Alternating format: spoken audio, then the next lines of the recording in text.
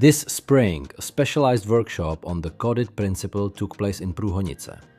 The event was led by Professor Dirk Dujesiefken, one of the key contributors to the development and application of CODIT in modern arboriculture.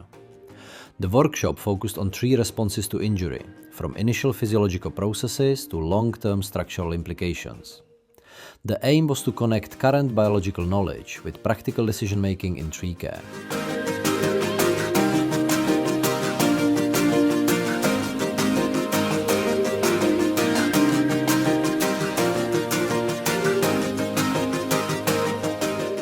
During the morning session, participants were introduced to the theoretical framework of CODIT. This included the stages of compartmentalization and the relationships between injury, dysfunction, and wood decay. Particular attention was given to how different types of damage influence the formation of barriers and the progression of defects over time. In the afternoon, the program moved to practical demonstrations.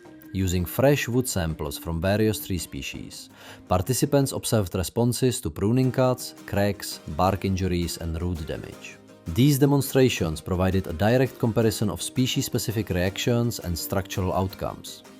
The workshop reached full capacity, with 2 identical sessions delivered due to high demand. The entire program was simultaneously translated into Czech, ensuring full accessibility for participants.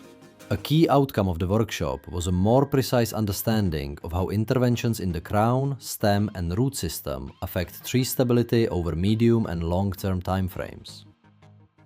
For many participants, the event provided a valuable update of current knowledge and reinforced the importance of biologically informed tree management.